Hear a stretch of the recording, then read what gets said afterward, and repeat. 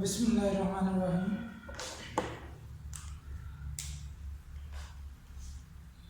अच्छा dear student, हमने जो दो लेक्चर को पढ़ लिए हैं केमिस्ट्री के चैप्टर नंबर हमारे पास जो चल रहा है वो 9 है 10th क्लास, यानी 10th क्लास से हम कहेंगे कि फर्स्ट चैप्टर है हमारे पास।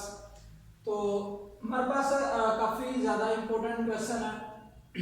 अगर आप इस चैप्टर की बात करते हैं चैप्टर नंबर 9 की, तो सबसे ज़्यादा आने वाला जो लोगों का तकरीबन हर दफ़ा आता है। 2020 में भी बच्चों को बताया गया था कि ये आपको लॉ ऑफ मैथ सेक्शन लाजमी आएगा, तो इसी तरह हुआ था क्योंकि 10th क्लास के पेपर हुए थे तो वो फर्स्ट टाइम जो उनको आया था वो लॉ ऑफ मैथ सेक्शन ही आया था। काफ़ी इंपॉर्टेंट क्वेश्चन है हमारे पास। Law of math section introduction की बात करते हैं तो एक साइंटिस्ट था गुलबर्ग और वेग आपस में इनका रिलेशनशिप था, यानी आपस में ये रिलेटिव्स थे। इन दोनों ने क्या किया, इन दोनों ने 1869 में ये वाला जो है वो दिया। इस लॉ की स्टेटमेंट के मुताबिक the rate at which the substance react is directly proportional to its active mass. ये कहते हैं कि जो आपके पास जिस रेट के साथ जो सब्सटेंस रिएक्ट करता है वो डिपेंड करती है, या आप कह सकते हो कि वो डायरेक्टली प्रोपोर्शनल है किसके, एक्टिव मास के। अब आपके ज़हन में आएगा एक्टिव मास क्या होता है, तो मजीद इसी तरह इसकी डेफिनेशन नीचे लिखी हुई है। Active mass is the considered as the molar concentration, यानी हम ये कंसंट्रेशन को कहते हैं, मोलर कंसंट्रेशन को, कंसंट्रेशन आपको पता मकदार को कहते हैं, मोलर कंसंट्रेशन आ जाती है, यानी मोल्स में जो मकदार हमारे पास होती है जिसके साथ जो रिएक्टेंट होते हैं वो रिएक्ट कर रहे होते हैं।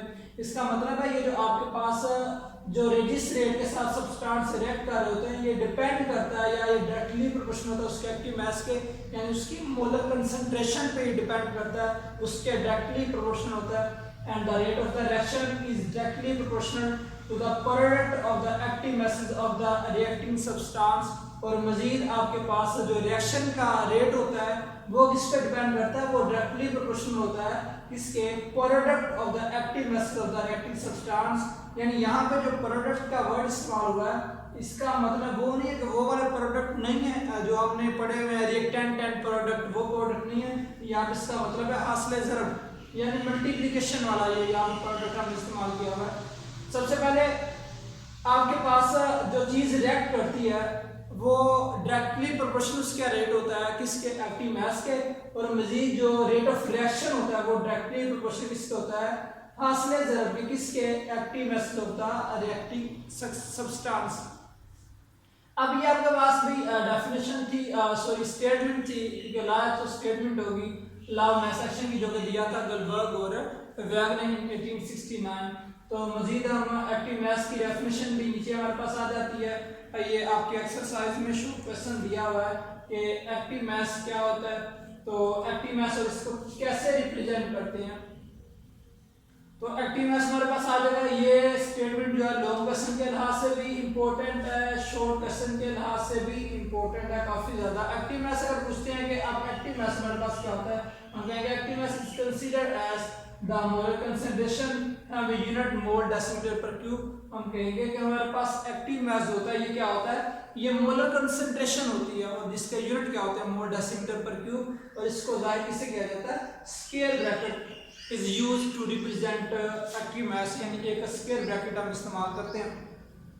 अच्छा मजीद हम इसकी एग्जांपल की तरफ चलते हैं, एक जनरल रिएक्शन से हम बात करते हैं। अच्छा भी फॉर एग्जांपल हम फर्ज करते हैं कि हमारे पास एक रिएक्शन है, रिएक्शन में हमारे पास दो रिएक्टेंट हैं ए एंड बी।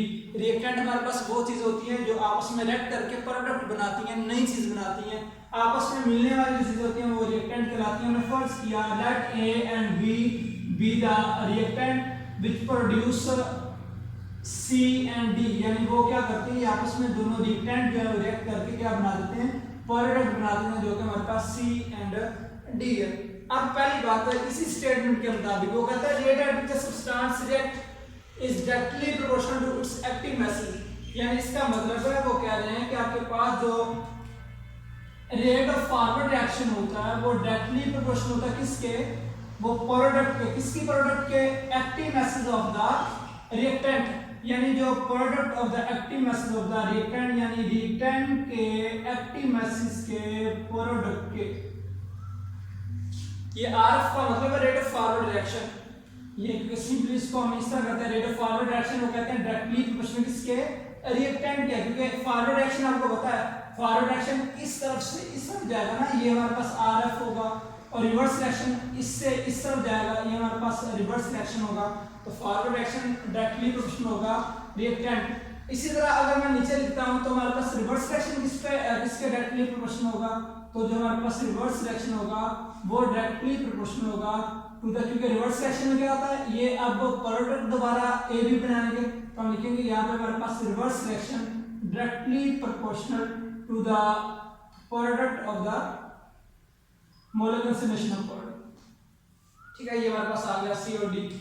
मजीद जब भी हम डायरेक्टली प्रोपोर्शनल खत्म करते हैं तो हम कोई ना कोई कांस्टेंट लगाते हैं, जहाँ पे जो उन्होंने कांस्टेंट का इस्तेमाल किया वो केएफ किया था, यानी इसका मतलब केएफ आपके पास क्या है, ये आपके पास फॉरवर्ड रेट कांस्टेंट है, और साथ में ए बी वैसे के वैसे।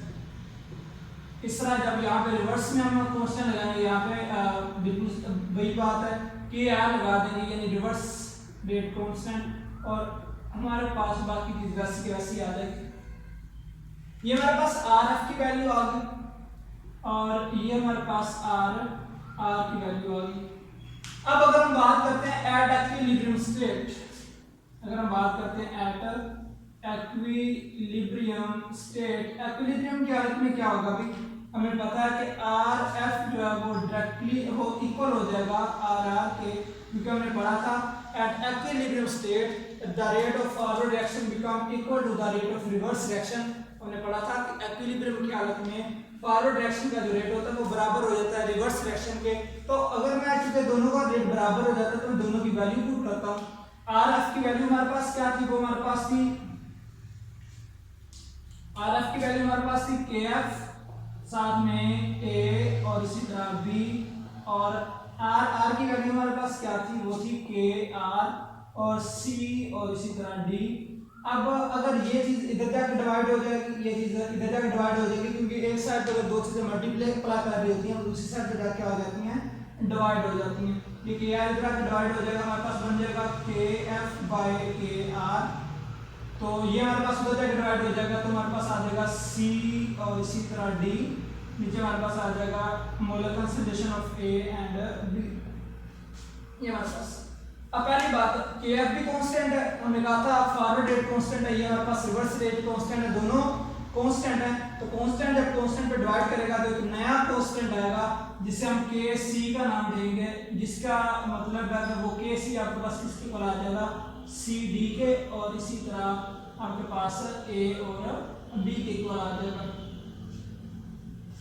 अब ये हमारे पास यानी इसका मतलब है आपके पास के सी की वैल्यू किसके इक्वल होती है, product of the molar concentration of product by the product of the molar concentration of reactant. यानी ऊपर हमारे पास सांस लेजर होता है प्रोडक्ट का, नीचे हमारे पास सांस लेजर होता है किसका, रिएक्टेंट का। तो ये हमारे पास लॉ ऑफ मास एक्शन, अगर हम इसकी बात करते हैं लॉ ऑफ मास एक्शन की, तो हमारे पास ये चीज आ जाती है, हमारे पास इसकी डेरिवेशन आ जाती है। अच्छा, एक उन्होंने जनरल डेरिवेशन लिखी है, अगर आपके पास कोई इनके नंबर ऑफ मोल्स हो तो फॉर एग्जांपल यहाँ पे मैं ये ए ले लेता हूँ, हम फर्ज करते हैं ये हमारे पास जो रिएक्टेंट इसके ए मोल है, इसके बी मोल है, इसके स्मॉल सी है और इसके स्मॉल डी है। हमने फर्ज किया कि हमने क्या किया कि हमारे पास ऐसा रिएक्शन है जिसमें नंबर ऑफ मोल्स है, यानी ए जो कैपिटल उसके स्मॉल ए मोल्स हैं, बी कैपिटल के बी स्मॉल मोल्स हैं, सी के स्मॉल सी, डी के जो स्मॉल डी जो है वो मोल्स हैं।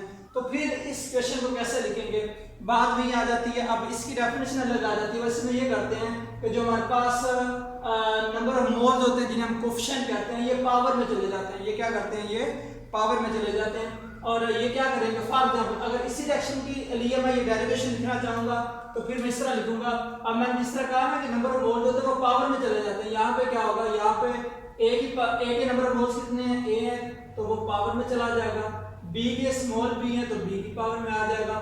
इस तरह यहाँ पे भी क्या आ जाएगा, ए और बी। इसी तरह यहाँ पे हम बात करेंगे, यहाँ पे भी क्या होगा, सी मोल है तो सी पावर में चला जाएगा, डी मोल है तो डी पावर में चला जाएगा। इसी तरह यहाँ पे भी सी और डी आ जाएगा। इसी तरह यहाँ पे भी वही बिल्कुल सीन होगा कि यहाँ पे भी ए बी और सी और डी आ जाएगा, यहाँ पे भी सी डी ए बी, यहाँ पे भी वही होगा सी डी और ए और बी। तो इसका मतलब है अगर आपके पास जनरल क्वेश्चन नीचे दी गई है, जनरल क्वेश्चन मोस्टली को जो रिएक्शन में पूछते हैं जनरल क्वेश्चन पूछते हैं, ये वाली आप ये भी कर सकते हो, पहले वाली भी कर लेना, क्योंकि इसके आने के चांसेस काफी ज्यादा होते हैं इस क्वेश्चन के, ताकि आप मैक्सिमम इससे जो है नंबर ले सकें। ऑलमोस्टली ये हर ईयर में आता है, तो इसी वजह से हमें क्या करना है, इसको अच्छी तरीके से प्रिपेयर करना है। दोबारा फिर मैं रिवाइज करवा देता हूँ। ये हमारे पास सबसे पहले इसके इंट्रोडक्शन है, स्टेटमेंट है, एक्टिव, उसके बाद एक्टिव मैथ्स की डेफिनेशन है, मजीद आगे आपने एक्सप्लेनेशन करनी है इसकी जो इंग्लिश वगैरह में लिखी हुई है।